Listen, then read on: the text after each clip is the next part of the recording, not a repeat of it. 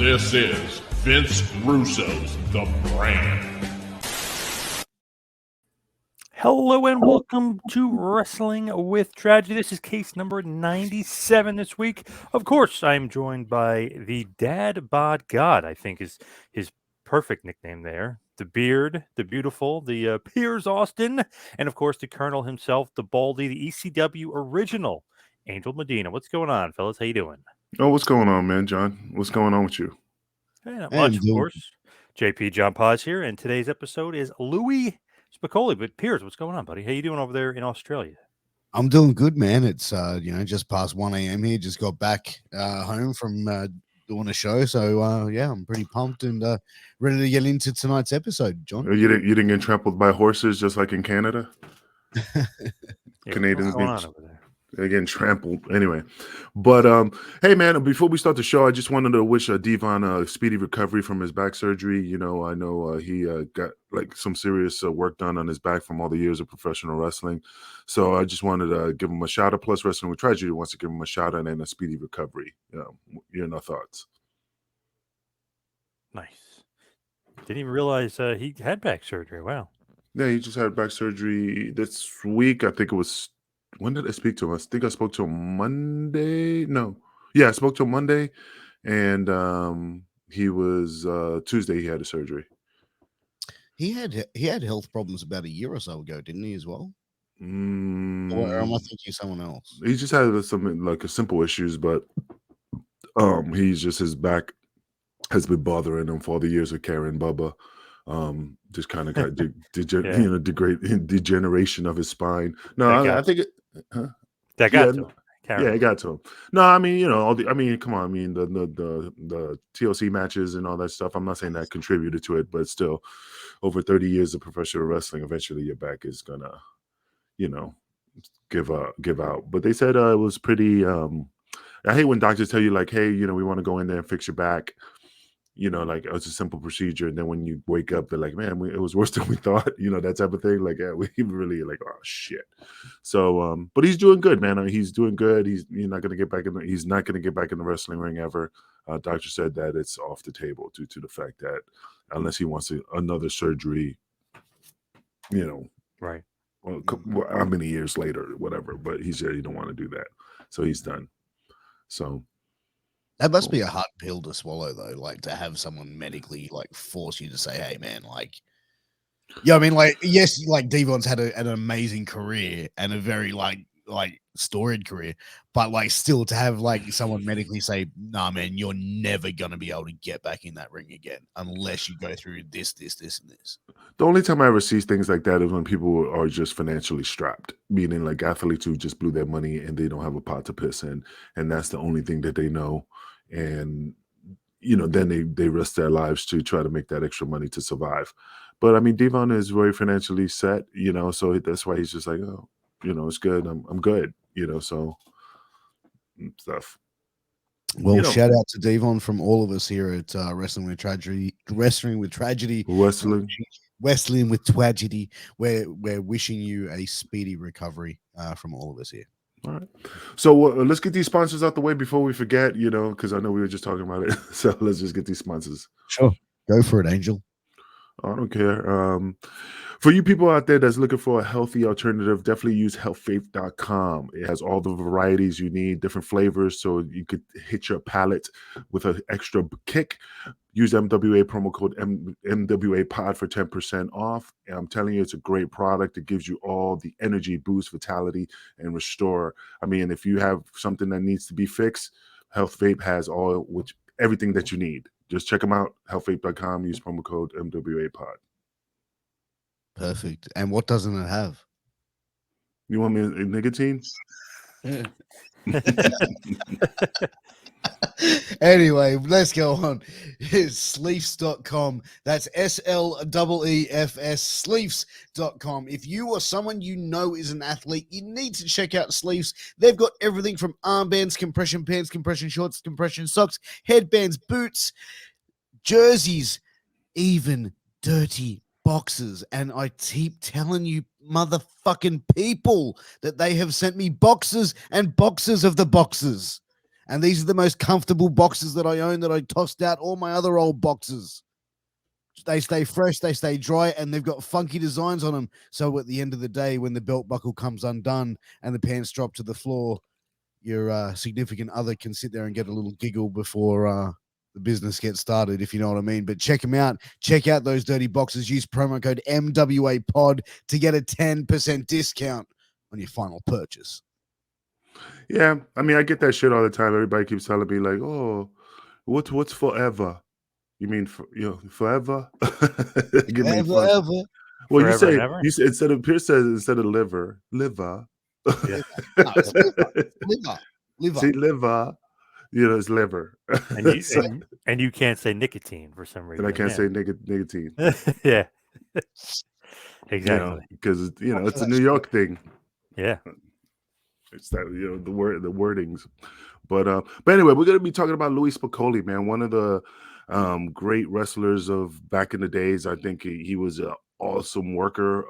I mean, I remember him from Worlds Collide as Madonna's boyfriend. That's the first time I ever remember seeing him. It was an entertaining match, but unfortunately, he passed away at the age of 27. Somas. I experimented with that type of drug. I don't condone it, but I'm not gonna lie. I mean, that was the only thing I was able to. I hate saying enjoy stomach because everything else bothered me, but I knew the ramifications of taking that drug, knowing that there was an addiction level to it. So I slowed down on that. Like, how many somas would you consume at the highest point? No, I didn't consume. Your body gets acclimated in regards to, just like drinking your first beer, you get like, oh, I'm so high. But if you continue, you don't get the same buzz as you did before, So, I kind of took breaks. So I used to take like 3 and then take like 3 weeks off of it. I really did it as a treat instead of every day. Because I just didn't want to be because I noticed guys used to take when you're sitting there talking to them, drinking a beer, they take 2, and then 10 5 minutes later, they take 3, and then 3 minutes later, they take another 2. So before you know it, by the end of the night, they had down 30 somas, so. Well, But all those pills couldn't be cheap. Like, to be downing that many, 30 tablets, right? 30 somas. Like, how much would that even cost? I don't remember. It was cheap. I used to get it for free, so I really don't know. Oh shit. Okay, so I'm thinking it'd be like $400 or something. No. I'm not gonna lie. I remember. I'm not trying to get off topic. I remember when I was in Puerto Rico, Tess. We went to.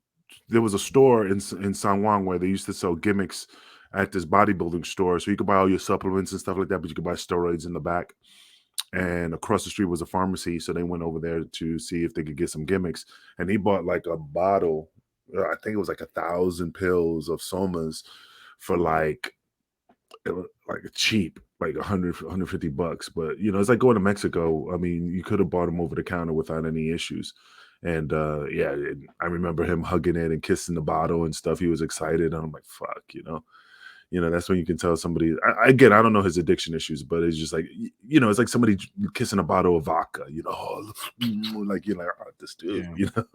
So I remember that vividly because I was just looking at him. Damn, dude, really? But it's the gimmicks, good shit. But anyway, Louie Spicolli again, awesome wrestler. Just unfortunately, he died young. I mean, what do you think, John? I mean, you were pretty well savvy on Louie Spicolli's career and stuff.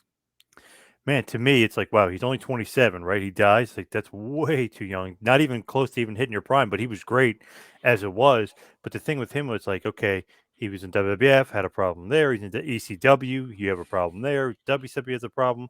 He just never kind of got over his issues. I know at one point, supposedly, he stopped because his mother was getting ill, and then she recovered and then got ill again, and then he started up again. So it was one of those things where I don't know. I guess the addiction bug just caught him and he wasn't able to break it. But career-wise, man, I remember him as a job guy in the WWF in the late 80s and early 90s. So he was on not the radar, so to speak, but at least he was getting booked back then by WWF. I know that there are enhancement matches and jobber matches, but at least he's getting noticed and getting used in the WWF in their hot period. But you know what's funny that I was looking up his career, and the only reason he had heat, I know he was battling depression at the time, but the only reason he had heat with ECW is because he was he was talking to WWF at the time and Right. WCW on the down low, and Paul got wind of it and was upset about it. Right. So I mean, in my brain, I'm like, okay, you're getting. I mean, I understand what Paul's saying. Hey, you should have talked to me, but I think you're just being very sneaky, and that's where the heat came from. So, I mean, there's nothing that had to do with the drug addiction, or as How far as come I know. some guys with Heyman though? How come some guys can get in trouble for that and get heat, and other guys he'll like help them get a contract with WWF? Like, why is that? It's like who he's boys with, he'll be cool with them. Who he's not boys with, he'll have heat. Like it's weird because sometimes he helps them move along to the next level or help them get booked. The next guy he'll try to bury them and has a ton of heat with them, like Spicoli. Go ahead, Pierce, because I know you were going to say something, but you could jump on that one. Yeah, I mean, I think let's look at the time there of like 1996 in ECW. There was no contracts in ECW in 1996. ECW was probably, let's be honest and realistic in the assessment of what ECW was in 1996. It was a very, very popular indie, high level indie, Right. but it was an indie. You know what I mean? So With once it got TV, like yeah. with some TV, Right. But limited, but some TV. So you've got no contract. You have no contractual obligation to Paul Heyman or ECW. So you have WWF and WCW both coming to you going, hey man, like Hey, man. what's your go? What are you doing right now? I'm just working for Paul. Okay, cool. Is there a contract? No. Okay, cool. Like, so what sort of money are you looking for? Like you know what I mean? And that could be the conversations, right? Is he doing anything wrong? Does that deserve to get heat? Well, I think it's just because Paul's giving you the opportunity. He's giving you the platform to build your character when nobody else would have give you the opportunity. I'm not saying Louis Spicolli didn't have the opportunity. I'm just saying Paul at the time wants a little bit of loyalty and a little bit of more transparency, especially if he's giving you the opportunity to work on his stage. So yeah, there's certain people that he got jobs for, but again, I don't know what they talked about, to come to that conclusion, like, oh, hey, Paul, can you help me get here? Or Paul's like, hey, you did everything you could in ECW. There's no other angles we could do. Why don't you go over there and then eventually come back? So I mean, I think he just wanted, it's funny how he says me assuming like he wants transparency, he wants honesty, he wants you to, but then when, at the tail end of ECW, he didn't give it back to us. So it's just funny how it plays out like that. But was Heyman ever like that to anyone? Because like from what Dreamer's statement was, he would never lie to the fans. He would lie to the boys, but he would never lie to the fans. And that was a quote by Dreamer. Go ahead, John. I don't know. I thought that was kind of directed towards you, though. Oh, okay. Because sorry, my 'cause daughter walked in the room. So would he lie to, like Dreamer said, would he lie to the boys? Yes. Would he Hell lie yeah. to the fans? I would think so. I mean, the thing about lying to the fans, I mean, he wasn't lying to the fans because they were never in the fold anyway. I mean, every promoters lie to the fans all the time. I'm not saying like bad, but what does he need to tell them? Sabu's not in the building. Sabu's sick. Like they don't need to know what's going on. You don't need to know what daddy and mommy are arguing about, but you hear them arguing. But when they say, hey, what's going on? Oh, everything's fine. Just go back to bed. We're just talking. Sorry to wake you. It's the same thing. I mean, because if you show the fans the truth, you might lose those fans. The same thing when he was in the locker room. And again, I know we're getting off topic, but he's standing there like a general, giving us the speech like, hey, whatever rumor you heard about ECW folding or we're in financial distress, I assure you on my kid's eyes, that is not the truth because we're a family. We're a unit. I will go down with the ship with you guys. And of course, Spartacus, Right. so And next minute. Yeah. And then, before you know it, things happen. So that's just how Paul was, so he gave us what he wanted to hear. So even before that, back to the late 80s, early 90s. I guess Bill Anderson, who was his trainer, had obviously has an in with a lot of guys, but he probably has an in with somebody at WWF, wherever Mhm. they are locally. He'll get guys enhancement matches. Does that mean anything? That, like, I mean, not that he's on the radar, but do they just want enhancement guys just to have, because obviously those matches were different back then. The guys are not really having competitive matches; they're kind of just getting squashed, really just squash matches. Does that mean that he was like on the radar at all, or does that just means that Bill Anderson brought him in and was like, okay, this guy can do the job? I don't know. I'm just trying to. Because they would bring him in a lot. And I was even looking to see how much he worked at WWF like a job guy. It's like 88, 89, 90, 91, 92, like for like 5 straight years. It's not like consistent, but he would be brought in like every year, a few times a year, 20 times a year, 30 times a year, whatever. I mean, he had a ton of like quote unquote jobber matches or enhancement matches, but it was like, well, maybe they liked him for whatever reason because they kept bringing him back and back and back. And like every year for like 6 years, he's doing enhancement matches. Yeah, but one day bringing back the Italian Stallion, I used to remember him seeing all the time. I Yeah. mean, and I'm assuming they liked him. I know, behind the scenes what he did, nothing bad, just stuff that he did on the side. But yeah, I mean, Barry Horowitz. They used that fucker till the fucking cows came home Yeah. Right. and stuff. But I don't know, man. I mean, that's kind of hard to like know if they bring you back because they like you or they think you're a hell of a talent, or they just say, just bring them back. We need You, bodies. I don't know. I can't go you off know, that. one thing I have to say, like when I was doing research on this episode, I was looking at photos of Louie Spicolli and the time frame where he was in professional wrestling, like starting out in the late 80s, early 90s, where predominantly it was a lot of body guys and physiques and stuff like that, or over the top characters. He didn't really have like that, you know what I mean? Like a unique, like he didn't really have like an amazing look about him. Like, you know what I mean? Like, is that fair in an assessment to say?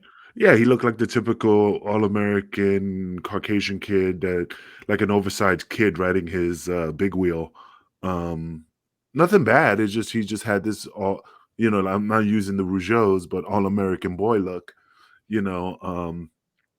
That they could have used it. I mean, they could have turned the Kid USA. They could have turned the kid into, babyface Fenster, baby Huey, I mean, because he had that baby face, which I'm not knocking it. It's just that's the perception I got from him. I mean, John, what do you think? I mean, was he a kid visually? Look, Yeah, until he got like the facial hair. Yeah. He kind of looked like the chubby kid or something, you know what I mean? Like the chubby kid from the Sandlot or something like that. But then once he Yeah. got like the facial hair and kind of grew out his hair a little bit, then he started to look more like a, could be possible star. When he had like the chubby look and he's first coming up, it wasn't like, like, oh, we got to push this guy. There was more about the bodies, and he just didn't have that look at first that they were really kind of going for.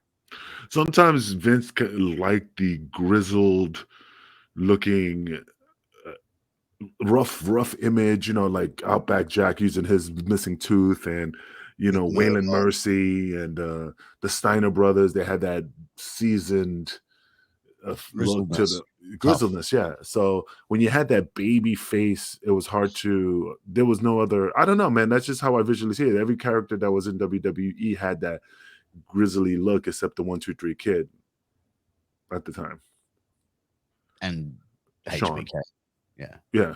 Yeah, Sean had that. But then, of course, they worked the angle of the sexy boy gimmick, so it kind of worked. Almost a Madonna boyfriend gimmick to the next level.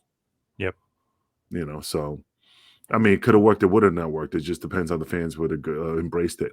But like I said, I like the Madonna's boyfriend gimmick. Like I said, that was the first time I saw it in Worlds Collide. I was pretty entertained. I just didn't know. I mean, I'm Madonna's boyfriend, of course, but I didn't really know what else the gimmick was besides him being the boyfriend of Madonna. I don't know. It's almost like an easy heat magnet, right? It's like, oh, Madonna's boyfriend. No, you're not. This guy's full of shit. Like, I guess it's just an easy heat magnet, I guess. But Well, just yeah, fuck is she? If you're, well, I mean, like it's easy to come out and say, "Yeah, I'm Madonna's boyfriend," but then it's like, well, you know what I mean? Like pretty soon you got to sort of prove it. and that's the funny thing. I mean, why that name? Like you're sitting there with the promoter and they go, "Oh, I got a great name for you, Madonna's boyfriend, the white African." Rad Radford, or like I could understand Rad Radford, but like I said, Madonna's boyfriend, the white African, you know, I don't know. I just like It as feels like he great. went through like even Louie Spicolli, obviously, is from that Fast Times at Ridgemont High. They needed a name for him. They didn't know what to call him, so Louie Spicolli, and he says that that's going to be his name. So like that's a weird name too, just like stupid. Then he's Cutie Pie, if you remember in UWF, he did a little bit of stuff there. Then he's the white African in FMW, another weird kind of stupid name. And they said Madonna's boyfriend too. Like he went through a period of time where he's having a lot of weird gimmicks, and I don't know. It's almost like Did you he's say throwing stuff gimmicks? at the wall. Well, not those Gimmicks. kind of gimmicks. Yeah, not those kind of gimmicks. Like a lot of different characters, he's just throwing stuff at the wall, seeing what sticks. But like a lot of them aren't going to stick because they're so bad. Although Oh, Madonna's boyfriend's pretty damn catchy. yeah, but I mean, like I said, I hate. But it's funny. Like you get those names and you sit there and what do you think, kid? It's that's great. It's how did you come up with that name? Well, kid, it was just my creative juices flowing through my brain. It's just like Johnny Raz. They gave me the Spanish Angel. Fucking, it was I sat there and he goes, Angelo, I got the perfect name for you, puppy. And I go, oh, you think it's gonna be the Sultan or the Slopshire Slasher from the fucking Looney Tunes episode. And then he's like, the Spanish Angel. You remember I remember this like yesterday. You remember the French Angel? No. I was like, and he's like, and he showed me a picture. It's this big old, that's the guy they used to do Shrek. And I'm like, are you fucking? And he goes, yeah, what the fuck? You say I look like that? He goes, no. Good, think past that. And then that's when he says, the Spanish Angel. And then I look at Sal and I look at him and I go, oh, okay. And then later I manned up and said, Johnny, I'm not feeling the Spanish Angel. And then he's like, and then a couple days later, I got it. The fucking Spanish Flamingo. And that's when Sal's over my shoulder. That shit is great, Johnny. That is a fucking work of art. No, I'll take the Spanish Angel. And I stay with that name. So, I mean, are you honest with your promoter or are you just sitting there going, oh, man, that's awesome. Right. But you know what? Like, one of the things I've just was reading as well before that Eric Bischoff reportedly looked at Spicolli as like the Chris Farley of professional wrestling. I could see that. Mm-hmm. Kind of had the same look. Although Spicolli at that point, he was starting to get kind of jacked. I know, obviously, they found steroids in his system when he had passed and stuff. So he was definitely, taking some. But if you noticed, he started to get bigger up top. You know what I mean? His arms started getting bigger, shoulders. So, I mean, he was definitely getting away a little bit from that chubby look that he had for so many years. Yeah. And, like Hall and Spicolli had a feud with Larry Zbyszko as well. With remember Spicolli in WCW. So Spicolli stole Zbyszko's it was golf clubs or it was golf. Yeah, I think it was golf clubs or some shit like that. But it started breaking them in the middle of the ring. That must have hurt. Yeah, well, they would have been gimmicked up golf clubs. Well, Spicolli at that point, like, remember he was wearing the NWO stuff, but he really wasn't NWO. He was just Scott Hall's lackey. They did He's the wearing same thing. An outsider's shirt. Yeah. Yeah, they did like the same thing with Disco. It was funny. It was great roles for those guys. They're lackeys, they're getting beat up by Goldberg and beat up by Zbyszko. Like, it's a good role for them, but they're not technically in the group. But I thought that was like the perfect role for Spicolli too, because it's like he's just Hall's lackey and he could do some comedy spots, some other things. He can have a good match if you need him to be. He could be involved with the Zbyszko feud because Zbyszko was feuding with Hall at the time. So it was really good. I mean, he nailed it out of the park. It was a home run for him, but I just loved him in that lackey role. But he's not really part of the NWO. Like, that's like the funny part about it. He's just kind of there. But that was going to get him a match against Zbyszko. Super Bowl pay-per-view, Super Bowl in '98, which was in February. Yes. But the match never happened. No, he dies a week before, basically. Yeah, so his last match was on February 9th on WCW against gentleman Chris Adams. Yeah. Losing by disqualification. So if he'd had this match with Larry Zbyszko, do you think it would have been a career changer for him, gentlemen? Angels thinking. I don't think so. I'm not saying anything bad. I think it would have imagine this would have like elevated him to mega stardom? I don't want to say yeah because I mean, just because of one match is not going to make or break him. I mean, I think this would have just gave him the what the inertia to move forward. You know, to continue to build his character, to build the name, to build the reputation. Um, it could have, or it could have went to the wayside. You know, but I just say I don't know. I don't think so. I think it would have just helped him propel a little bit further in his career, not make him. To me, it was just a storyline thing because really Zbyszko versus Hall is the feud. Zbyszko, Hall's buddy, I mean, in real life is his good friend, and Hall wanted to help him. He's got creative power and creative control. He wanted to help Zbyszko, who helped him, who when he was young in his career, he felt Zbyszko was a lot responsible, along with Dusty too, of course. But he felt like Zbyszko was responsible. He wanted to return the favor. Then Hall likes Spicolli. He gets him to be the lackey. Then you put Hall and Zbyszko together, and then you make Spicolli part of the feud. So obviously, it was just a storyline thing just to keep Hall and Zbyszko going. Zbyszko would beat Spicolli, and it would go on from there. I don't think it was going to lead to anything big for Spicolli. They had way too many guys in the roster and way too many other guys to push. I just thought it was a good storyline element to kind of add him in, spruce it up, and stretch out Hall versus Zbyszko and keep that going by also giving Spicolli a little bit of a rub there. Sure, fair enough. Okay, fair enough. But what do you think? Like, if you think like I'm just making this assumption here. Do you think if he was still around at the time when the 1-2-3 kid, and you know, like if he would have ended up in WWE, you think they would have like ended up in some type of tag team? What year? When the 1-2-3 kid beat Scott Hall, let's say he never passed or anything, but let's say he, do you think that would have made his career being with the 1-2-3 kid because he had that baby face look and he had that baby face look? Well, They were there this time. he did end up in WWF a few years after the 1-2-3 Kid debuted. Remember they did the Rad Radford thing with him? He was Oh, the that's true. grunge. Yeah, he was the grunge rock guy. Obviously, he had a little bit different look. After this was right after Madonna's boyfriend, and a little bit of a run in Smoky Mountain too. But he had the longer hair and the facial hair, so they made him the grunge rocker. But then they made him a heel. He had some wins over a bunch of jobbers, but then they put him with the Body Donnas, like to try to do like a lose weight gimmick. So they immediately made him a joke. Like they immediately kind of made him like a goofball. Like, oh, the Body Donna's got to get this guy in shape, making a point. Oh, he's chubby and he's not in shape. I thought that kind of killed it because he's Courtney Love's boyfriend. Oh, he's Rad Radford. He's just grunge rocker. Oh no, he's just some chubby guy that the Body Donnas have to help lose weight. It kind of killed him in WWF. And I think that's the thing. Like they probably had him come in and go, yeah, like he's got this grunge rock thing that's popular at the moment. Yeah, and what was that 96? So that was the same year. 95, yeah. Yeah, so No, I don't know the year. 95, 96. That's Yeah. around the same time Kurt Cobain committed suicide, or you know what I mean. So like they probably maybe got some backlash from it, maybe. I don't know. I feel like maybe they didn't know what they had with him because sometimes WWF will have a guy that you're like, oh, this guy's can't miss, or this guy's potential, or this guy's a great worker, and Vince or WWF doesn't see it. They don't care, and they're like, hey, he's kind of chubby. Like, yeah, well, we have the Body Donna's gimmick. How about the Body Donna's try to whip this guy into shape? That would be funny. That would be creative. Like sometimes they just totally miss the boat and do corny shit that doesn't really get over or make sense, but they think it's sports entertainment. They think it's funny. They think it's good.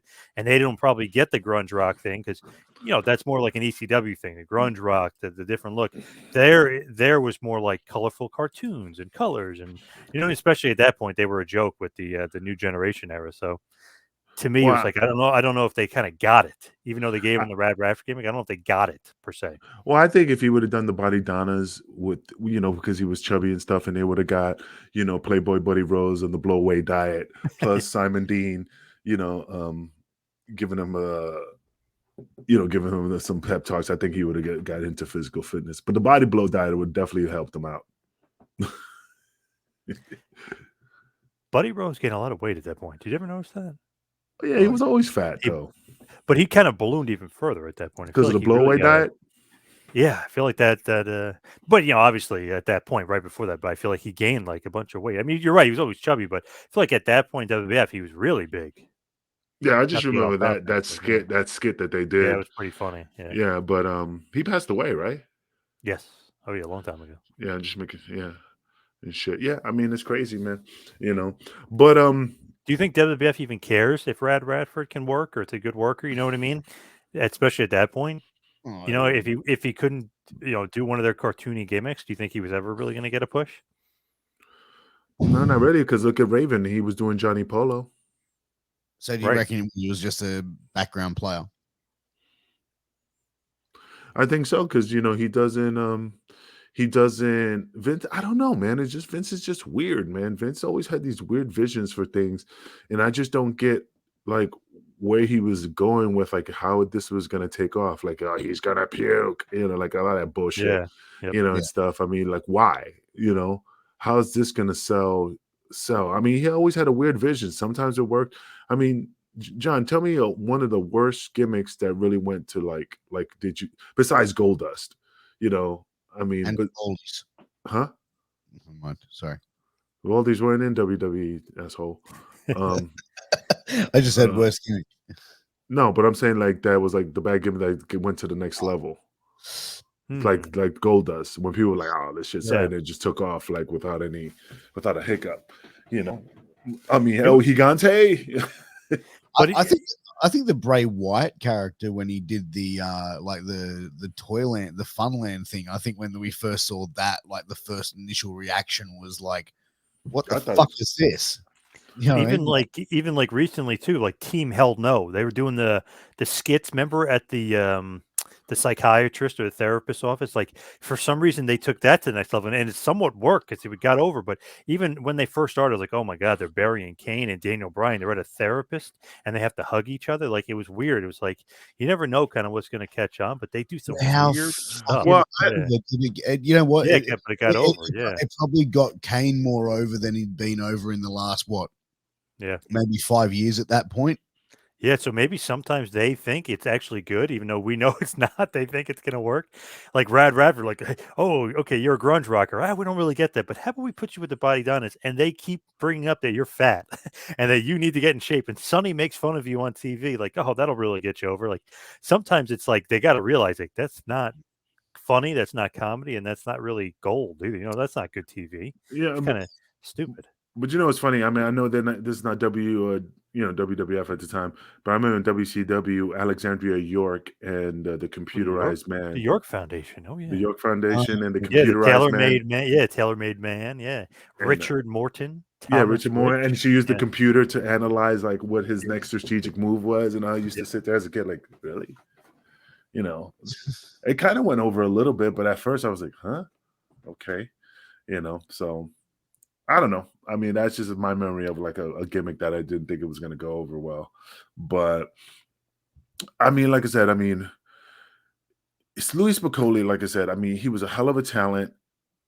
I didn't really see like he was doing anything out of the ordinary that made it seem like, oh, like a Rey Mysterio, very high flyer. He was just more just a brawler, and besides the Spicoli driver or whatever. But I mean, he just had a lot of talent. I just really wish he would have stuck around to see where it would have took him. Seemed like everywhere he went though, he would either get in trouble or fired or whatever. Because when he was in FMW, Onita, who's a pretty nutty guy himself, fires you. So like you get fired from FMW, like this crazy promotion known as just being off the wall. Supposedly he had a bottle full of urine, he threw it through a bus window or something, and he was getting out of control, partying and stuff. So it's like, oh shit, this guy got fired from FMW of all places, from Onita. Like how the fuck does that happen? But Then when he even got fired from ECW because they said he had a drug problem, which I found like, really? ECW? But Angel was saying though that was probably more heat from Heyman. That was probably the excuse, but that was probably more Heyman pissed that he was talking to WCW at that time or trying to get WCW. But he got fired from the WWF. Shawn Michaels can fall asleep on somas and have seizures and all this other stuff, but Spicoli couldn't, obviously, because he wasn't a big star for them. But he apparently had a seizure, passed out from somas, and they fire him. So it's just he always seemed to get fired everywhere he went. Yeah, but the funny thing about his death is that they would say like, oh, they find pain pills, anxiety medicine, and steroids. Yeah, Like, dude, the steroids has nothing to do with what happened to him. right. Right. That's like saying like I overdosed, but they found a handgun. You know what I mean? That doesn't have nothing to do with what was the cause of my death. You know, so that's just the weirdest thing that they just bring that out. Oh, we found steroids and and stuff like that. Shit, you'll find steroids in my house at the time, and if I fell down the stairs and broke my neck, we found a whole marijuana joint and and the fucking steroids. That didn't Yeah. even need to be put out there. But you know what's funny though? He was afraid. He stopped taking drugs because he was in fear of his health, and the only reason that he continued to doing drugs is because his mom, like you said, John, that the Yeah. terminally ill of his mother with cancer. So And he he was relapsed. aware of it. Like he was aware he had a problem at least. Yeah, he was Yeah. aware. 'Cause he was clean as well. Because like you got to think as well, like for a long time he was a pretty heavy set dude. You know what Right. I mean? Like, Yep. that couldn't have been healthy lifestyle wise for him. But I feel like, though, being that young though, it might not have affected him yet though, because he's only 27 at that point. Do you think? yeah, like that's the thing. That's the point too. But like, you don't know, man. Like, we can't say anything about his dad. Maybe his dad died at a young age. Yeah, no. Maybe that was a hereditary problem. Maybe that was a thing that maybe snap out of it. But as Angel said, when his mum fell terminally ill with cancer, which led to his relapse, and then on February 5th, 1998, he died 5 days after his 27th birthday after overdosing on somas and wine, choking on his own vomit in his sleep. Like Mama Cass on the ham sandwich. That's Man, that's urban legend. That's some pretty wild shit, man. Like that's the same way Jimi Hendrix went out. Right. That's the same way everybody went out. I mean, Crash Holly. I mean, it's just a lot of boys that just passed away choking on their own vomit, because they're on the gimmicks. I mean, it's just not, it's known. That's just one of the things. You know how many times, like, yeah, watch over a dude and like, yo, turn him over so he won't choke on his own vomit if he, that's the first thing. And that's what I'm saying. The abundance of using somas, regardless of what drug it is, but I'm using somas as one of the catalysts because that's what the cause was. But you're taking X amount of somas and you're drinking a bottle of wine and you're just mummified, zombified, whatever you want to call it. And then you pass out and you fucking choke in your sleep. I mean, that's the factor, Turn him on his stomach so he won't fucking choke in his sleep. That's what we used to do to the boys all the time. I mean, it's just part of the business. I mean, and again, I don't, I'm used to it. Do I want people to die? No. Do I miss these guys? Yes. But, I mean, what do you expect? Like when New Jack died, and I was like, and this is a true story. I was talking to DeVito, fuck, man, Jack died, man. He goes, did you expect any less? Everybody expected it. It's just not that saying that wanted bad to happen to him. It's just we put ourselves through so much and we do so much to our body and we show everybody what we're doing and, we're not ashamed of what we're doing in front of them.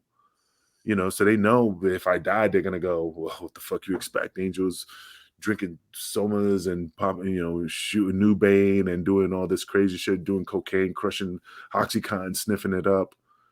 And then the next day I died. Wow, you hear Angel died? Oh, fuck, that's crazy. What do you mean that's crazy? Did you see what the fuck he was doing the day before? Yeah. It's expected. That's why I don't say fuck. I go, well, it sucks, but, and it's not being insensitive. It's just, I'm used to it. Yeah. With him, it okay, so like he gets fired from FMW, fired from ECW, fired from WWF, all these places, but he kept getting second chance, third chance, fourth chance. Obviously, the talent was there. The fact that he just keeps kind of not failing upwards or anything, but he keeps getting chance after chance. So people are obviously seeing the talent level was there and just hoping like, okay, hopefully he won't fuck up here, or hopefully he won't relapse here, or hopefully he cleaned up his act. Like they kept giving him chance after chance. So that shows you that somebody out there is noticing the talent level and seeing the talent level and being very cognizant. Like this guy is a pretty damn good hand. He's a good worker. We just got him, get him on the straight and narrow. And this is before the wellness program, like well before, yeah, to help wrestlers to get away from their addiction.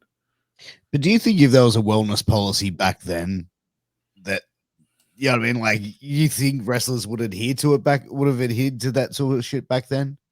Or do you think it would have just been an epic fail in WWF's part at the time? I feel like maybe they would have found something else to do, to get around You know what I mean? Like there's always something else to do or something else to take. Like when they stopped with the steroids, it seemed like somas became Ooh, just a, Somas. yeah, it seemed like they became a huge thing because they got rid of all the steroid guys, Warlord and Bulldog and all these guys are gone, and all of a sudden they're starting fresh with these other guys. They're bringing in the Giants and the Diesels and the Yokozunas and stuff and the Mabels, and then Somas become big. So I don't know, maybe they would have found the next drug to get attached to that won't be detected by the WWE wellness policy or the radar. No, I mean, yeah, I mean I mean now it's different. Now I don't. There's no. Again, I don't know, but visually, it's just they don't do that anymore. You know. So but we're talking about the old school wrestlers and stuff like that, back in the days. But it's just weird how things change now. It's all about video games and stuff like that, and it's a different mindset, man. I mean, do you think now that they take a more athlete's approach to pro wrestling, like you look at a lot of these guys, they're taking care of like their recovery from after training, recovery from after wrestling. They've got like catering on hand, they've got like physiotherapists there and all these other doctors and all these other people backstage. Whereas back in 1995, 1996, there probably wasn't this many people backstage at a WWF Raw event. You know what I mean? Well, catering has always been around. I know that for sure. But I mean, there was no physical therapist, I don't think, at the time. You know what? There was they had masseuses. I know that because I remember when we were there, they were like, "Hey, there was a masseuse." So they had certain things, but they have everything. Just basic things. I was like, "They fucking got a masseuse in this motherfucker," and because I popped for that because when I saw him, and then the same masseuse came to one of the ECW pay-per-views, and we just jumped on him like a fucking stink on shit. I was just talking to Scotty Tuhati, and he was mentioning how, oh yeah, obviously he had a couple runs with WB and NXT and everything else, but he was saying like in the Attitude Era, it's kind of like you fend for yourself. There's like catering, but it's not, but it's before the show, but there's no after the show. Now he's saying they have stuff after the show. They'll help you take a bus from the hotel to this and that. Back then, you have your car, you're on your own. Here's a map, go find it. Nope, they'll lead you to the place. They'll help you get the car rental. They'll take you a bus from here to there. They'll make sure you're fed. That, like he said, now it's like they baby you all the way through. Then it was you really had to be independent. You really had to figure it out on your own, and you really left to your own devices. Now it's almost like, hey, we'll coddle you and baby you and make sure everybody gets there and everybody's happy and everybody's in shape. And if you need this, we'll help you with this. If you need that, we'll help you with that. Back then, he was saying much more of like, you can kind of get caught up in your own shit because you're on your own, basically. No, I hear you. Absolutely. I mean, WWE is really taking care of the boys because they don't want to lose the guys. They need people at the building on time. And also, I mean, they're just taking a little bit of accountability to make sure that the boys are taken care of so they can say, hey, we did everything possible to take care of this guy, but unfortunately, he fucked up. Right. He just continued to fuck up. So, I mean, like I said, it's different. It's different nowadays, man. It's a different time, different era. Almost like don't give them anything to bitch about. Yeah. But then again, it's just like in the movie Bronx Tale, Vince is given, if you give them too much, they don't need me, so just give them a little, and stuff like that. Because now their attitude is just totally different compared to how it was back then. So it's just different. It's a different beast, my opinion. Plus, I don't know, I feel like there was a lot of guys like on the roster. I don't know, not that they're not well thought of, but it's just like a Sorry. Spicolli, for instance, like you're like a mid card or whatever. It's just like, whatever. Like, you know what I mean? They almost get lost in the shuffle. And I wonder if that gets to their head at all. That's like, we're not being pushed, we're not being used. Yeah, we're getting paid, so I'll stick around. But like you said, like I'm gonna make myself zombified or mummified towards the end of the night. Because, who cares if I show up to the building on time? Oh yeah, I got a job to whatever, and then I'm going to be kind of a joke on TV. So I wonder if that kind of plays with their head a little bit, where it's like they have not like no level of importance, but it's just like, I'm just kind of there. I'm collecting a check. Like, I'm just going to go get fucked up, Yeah. I think so, man. I think that it would probably wear on them after, many years, Because you hear so many guys where they're like, even nowadays, where they're like, Yeah, I'm just sitting in catering, eating. I'm not being used on TV, or I'm on the main event show, or like it's not really. And I could see, especially in like the '90s, like that kind of mentality where it's like, like just becomes a job. Like, I'm just there. Oh, I can get gimmicks for free. Oh wow, really? Oh, I'm gonna get a bottle of wine for $8. All right, and then you just get But fucked up. But do you ever think like these talents that sit there and complain, like, oh, I'm just sitting in catering or I'm just doing this? Yeah, because you don't move the fucking needle. Hmm. You know what I mean? Like, why are we gonna what you're gonna take someone off TV who does move the needle, who gets massive reactions for what do you bring to the table? But what do you mean? And I'm not arguing. I'm just asking. What do you consider moving the needle? I mean, what do you consider moving the needle? Because I mean, remember, you have to do what you're told. You have to do everything precisely. So how would you be able to change that, aspect to move the needle if you're being told what to do step by step? prime example of that. Look at people like Matt Cardona. Look at people like Brian Danielson, Daniel Bryan. They went and got themselves over. They moved the needle. They got people to give a fuck about them. Well, the problem is that, I mean, that's perfect, but that's the thing. You have to get out of the situation. It's like an abusive relationship. You're in an abusive relationship, you can't do anything about it. But then when you like finally get the boss to leave, then you reinvent yourself. That's where that's when you move the needle. But you can't move I mean, that's I like that, but it's always when they leave, when they jump on the other opportunity. But when you're in the house, it's hard to do that internally. Sure. Sometimes you don't want to lose that paycheck either, so you kind of just agree Well, with what they're saying and go along with it. Like, hey, I'll be Rad Radford. Oh, it's the most money I've ever seen in my career. Like, of course I'll do it, even though it stinks. and I also stand corrected in regards to moving the needle because Matt Cardona at the time when he was doing the Long Island Ice Z and all this bullshit and he was doing his own thing, that's when the fucking Riz was like, yeah, he moved the needle a little bit and then they pulled him back. Right. So even when you do, they pull you back because they don't Yeah, want you to be too but look powerful. what happened with Daniel Bryan. They pulled him back, They tried to, but they couldn't. but they still pulled him back. Man, the fans, how did they pull him back? Well, it's kind of ironic that they said like, hey, yeah, our doctors said that you have this condition, we're just going to pull you off for a little bit. You're going to do commentary, you're going to do all this other stuff. And he did all that, and then later on they found out like he can come back. All of a sudden you're hot as shit, but then you have all these head injuries, and all of a sudden the WWE doctor says, hey, you can't wrestle anymore because you had too many concussions. So from right now we're going to put you in the commentary position. And then of course your fire burns a little bit less, and then they bring you back, but you're not as hot as you were before because now all the other characters are at that level.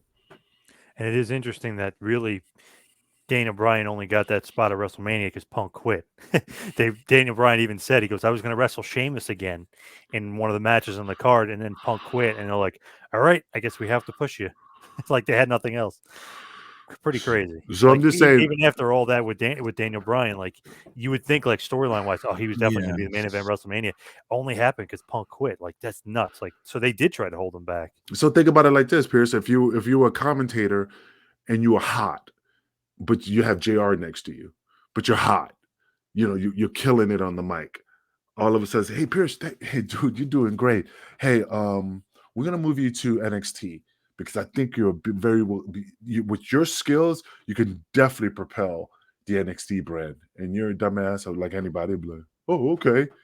And then you go there, JR's still in his spot. You go there, still doing what you're doing, but also you notice, like, hold on a second, it's not. I feel like I'm being pulled back a little bit. No, brother, it's just we value you and we think you can help this brand out. They play the game, man. They know how to work the angle, so they could stop your heat, man. I mean, it just takes just a turn of the key, and or like just like on a train track, you pull that lever and it detours you to another direction. It just takes just a little bit of a sleight of hand. That's just my opinion. I could be 100% wrong, but that's just how I see it from my perspective of the years of wrestling. What do you think, John? I agree. They could change it at any point and kind of kill you. Even if you think they're going in one direction and there's no way they can push the guy, they'll do something. Like you said with Daniel Bryan, they'll do something just to try to kill him off. Remember with the Royal Rumble that year? He got eliminated early and the crowd literally turned on it. The Rock Yeah. came out at the end and the Rock got booed and the Rock got legit pissed at Vince. Like what the hell did you bring me back for? Roman, my cousin, wins. I'm not paying attention to what's going on TV. Why did you eliminate Daniel Bryan so early? It made no sense. Got my cousin and myself booed out of the freaking building. Like, what the hell is going on here? So it's funny that Vince will just squash things even if the crowd is against it. Yeah. Yeah. And he'll push things too, even though the crowd's not into it. You know what I mean? Like they'll kill stuff off, like Kofi and Big E, who didn't really get over as a team. They get over individually, they don't, and he'll kill stuff off like that, which is fine. But then, like Daniel Bryan, he'll try to kill him off even though he's over. And then after Bryan got super over and was the champion, the plan for SummerSlam that year was for Lesnar to beat him in 2 minutes. Remember what Lesnar did to Cena at SummerSlam? Yeah. Just completely destroyed him. That was going to be Daniel Bryan, but it was going to be shorter. So it's like, okay, we'll give the fans what they want for a little bit of time, but we'll have my guy come in and destroy him. So even then, it feels like he'll just squash whatever the hell he feels like squashing. And also, look at Roman Reigns. I mean, like you said, fans were shitting on him. How long did it take him to get to his level right now? And Years. 5 years, and he had to turn heel. Yeah, and Vince kept pushing him and pushing him and pushing. And people like they shitted on him. More. He came in like 2012 or some shit like that. And they just kept shitting on him. They kept shitting on him until finally now, and he showing his true talents. But still, would took Vince? a while, but would Vince really invest in? I don't know how. When does he know when to stop investing in somebody or when to continue? Oh no, let's just keep riding with this kid. It's just Vince's mind is a weird thing. And Cena's another one, which is funny because people saying like he's so successful in the merchandise. Imagine if half the audience actually liked the guy. You know what I mean? Like he could have been really popular. 100%. Them saying that he's Hogan level or Austin level is literally like a joke and laughable. And I just find that to be ridiculous. But it's like the guy was hated by half the audience, which is nuts. And Vince just kept pushing him anyway because there was no competition to make him not push him. So he's like, I'm just going to push him. I like having this PG Cena. You know what I mean? He didn't give a shit. He just does that sometimes. And like, let's say Spicolli got over. It's like, I don't feel like pushing the guy. I don't give a shit. You know what I mean? Like he wouldn't care anyway. Yeah. The only reason Austin got pushed was because he needed to push him because WCW was going to, take him, out of the business. Yeah, 100%. But I mean, sorry if we got off track about the Louie Spicolli thing. It's just that, in regards to this pushing thing, and when like I said, they could have pushed him to the moon because, like I said, he had a good look. It's just he had just that baby face. They could have done a lot with him, if they would have invested some time with him and helped him with his drug habit. Or his depression, whichever you want to call first, Yeah, but just kind of in conclusion about Spicolli, I thought hell of a hand, hell of a worker, had potential. WCW maybe had too many guys on the roster, but I loved him with Hall, like the wannabe NWO, the lackey was like kind of perfect. And then who knows, like maybe a year's time he starts moving up the card. But if you think about it, he worked ECW, WCW, WWF, FMW, AAA, scrubs. Guys that aren't good don't work all those promotions and keep getting rehired at all these promotions. He had talent. He was very, very good. He just maybe wasn't going to be the main event or anything, but upper mid card guy that can help other guys get over, elevate other talent. You don't work for all those promotions if you stink. So he was a hell of a hand, good worker, and hell of a wrestler. Just obviously his personal problems and personal demons got the best of him and gone way too soon at the age of 27. I agree. So my final thoughts in regards to him is just like I said, there's so many things he could have done. Again, he had so much talent. Again, I could make stuff up, because I could see a vision that he could have been somewhere right now. But due to the fact that he passed away, it's just hard to determine where he would have been in 2022. Would have been like a Mr. Perfect, or would he been working at behind the scenes at Impact? Because he was tight with Tommy, so things would have just, he would have been in the office in ECW, all that stuff. Just so many variables, so it's hard to determine where he would have ended up. My final thought, I didn't really, back in that time era, don't remember ever watching any Louie Spicolli stuff. I have gone back and watched stuff since then, obviously, with the network and everything else. I enjoyed his work. I thought the stuff that he did with Hall was pretty entertaining. To be honest, I don't know how they could have moved that up the card unless they completely repackaged him. Just because I think it was just looking at it, it was kind of that way where it's like, okay, he's there just to sort of get Hall over as this type of character. But I think hell of a hand, to die at 27 years of age, you're just a child, man. Like, you're a kid. That's way too young to go. That's tragic passing. No, I agree, man. And also, I'd just like to say, would you even consider this guy like a journeyman in professional wrestling? Because he never really stayed in the one spot particularly all that long. Yeah, ultimate journeyman. He was a gypsy, and not like Gypsy Joe. He was like David Banner. He just stayed in the town for a little bit, and he walked out a long road with his bag, giving a thumb. Or like Jack Reacher. That's a good show. Great. Well, guys, it is that time for us to start wrapping it up. Huge shout outs to our sponsors. Angel, you want to take it away? Sure, definitely. Definitely check out sleeves.com, one of the best websites out there that definitely gives you all your accessory needs when you're on the gridiron, soccer field, baseball field. It's a good website if you definitely want to step your game up. You use promo code MWAPOD for 10% off. Also, kick it with the dirty boxes. It's definitely a great asset in your bedroom and also under your clothing. It's just a very funny outfit to have. I mean, I love them. I enjoy them. Definitely check out sleeves.com. Use promo code MWAPOD for 10% off. It's awesome. And check out healthvape.com.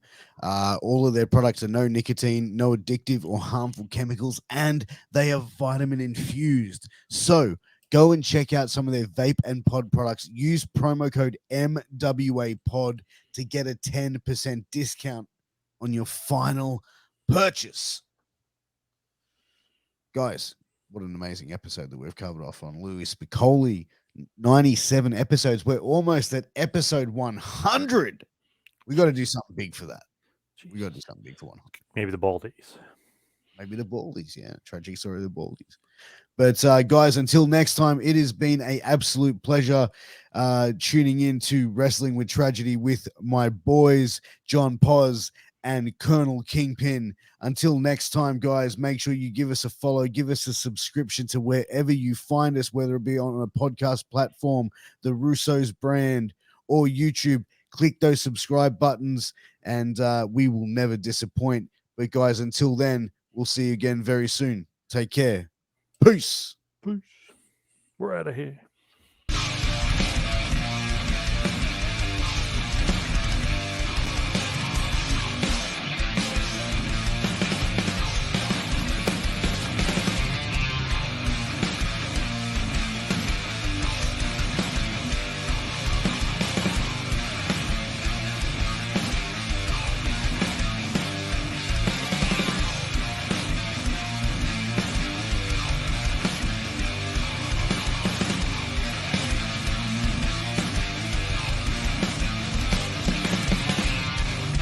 This is Vince Russo's The Brand.